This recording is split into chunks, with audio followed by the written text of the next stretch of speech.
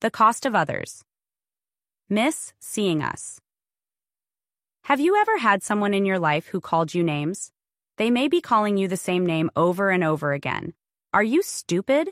And why were you an idiot? Real loser? You may even start to feel like a loser. Have you ever been to a party with somebody who doesn't like you? You know what I mean. You walk in and you see that person. What happens after? You begin to act differently. How does knowing what another thinks of you affect how you behave? Have you ever entered a room full of people who do not see you correctly? How did this affect your behavior? Surely it altered it. Why did it alter it? Did it make you nervous? Ask yourself why you became nervous. Could you feel what everyone was thinking when you entered the room?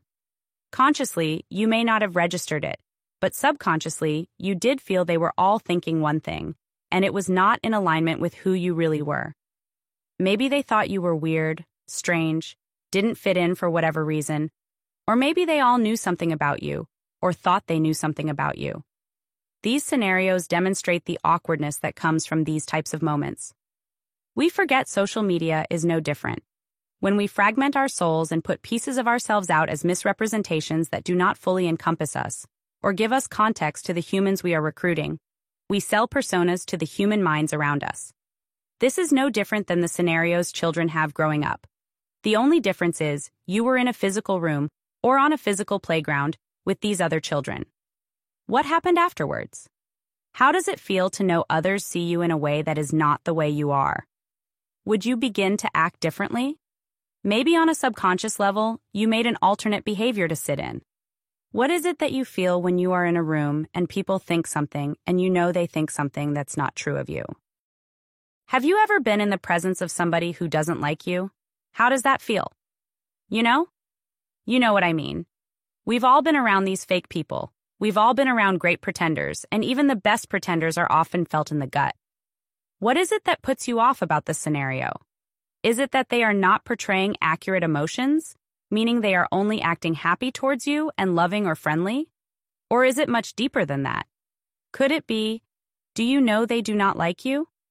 And I bet you know why they do not like you. Meaning, I bet you know what they think about you that you do not believe is true. Guaranteed, if they do not like you, there's something about you they do not like. Often when people do not see eye to eye, that something the other person doesn't like is not seen by the other or accepted. Maybe Susie doesn't like Sally because Sally talks too much. Sally doesn't think she talks too much.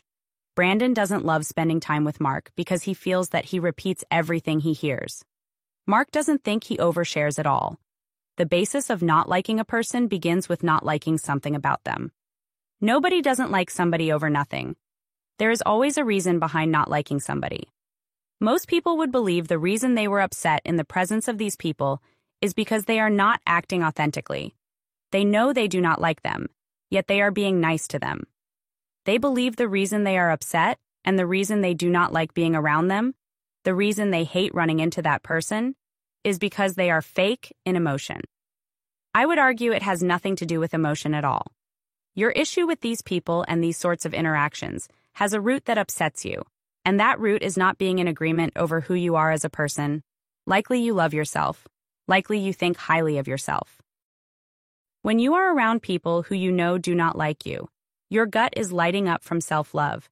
It is alerting you that this person is danger. They do not see you in the best light. They do not see you for who you are.